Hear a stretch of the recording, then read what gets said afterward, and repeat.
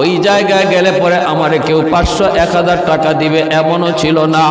আল্লাহ কষ্ট করে বসা ছিলাম তুমি মাওলাকে পাওয়ার জন্য, তোমার কাছে জান্নাত পাওয়ার জন্য। আল্লাহ শুধু তোমাকে খুশি করার জন্য আমি ওই জায়গায় গিয়েছিলাম, বসা ছিলাম।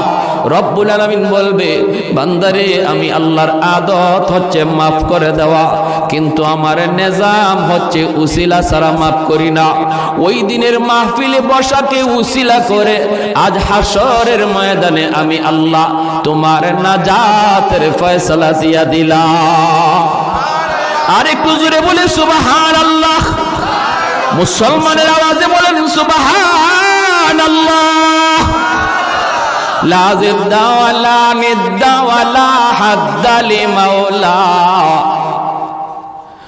লা জিদ্দা ওয়ালা নিদ্দা ওয়ালা হাদ্দা লিমাওলা, আল আনা কামা কানা ওয়ালাম ইয়ালকা যাওয়ালা, আল আনা কামা কানা ওয়ালাম ইয়ালকা যাওয়ালা, لا مثل ولا صور مثلا ونذيرا من قال سوى ذلك قد قال محالا لا ولد ولا والد لا عم وخالا لا شبه ولا مثل ولا كفو لمولا মুসলমানের আওয়াজে কোন আল্লাহু আকবার। আরেকটু জোরে কোন আল্লাহু আকবার। তাহলে কষ্ট করো, আসলাম বসলাম, লাভ আছে নি না নাই? আরেকটু জোরে লাভ আছে নি না নাই? দুনিয়ার মিছিল মিটিং এর পাহারাদারি করে রে পুলিশ, আর জান্নাতি মাহফিলের পাহারাদারি করেন রহমতের ফেরেশতারা নিজে।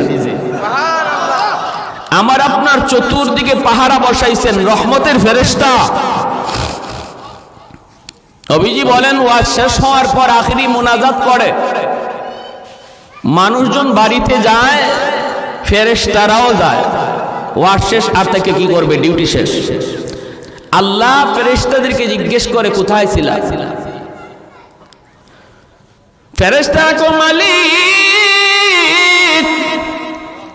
ওই যে পশ্চিম সাতগাঁও নূরে মদিনা জামে মসজিদের উদ্যোগে তোমার বান্দারা ওয়াজ মাহফিলের আয়োজন করে, আর ওই ওয়াজ মাহফিলের পাহারাদার ছিলাম আমরা ফেরেশতা। আল্লাহ ওয়াজ শেষ হয়েছে, তোমার বান্দারা বাড়ি যায়, আমরা আমাদের বাড়িতে আসছি। রব্বুল আলামিন তখন বলে, বান্দারা আমার ওখানে বসে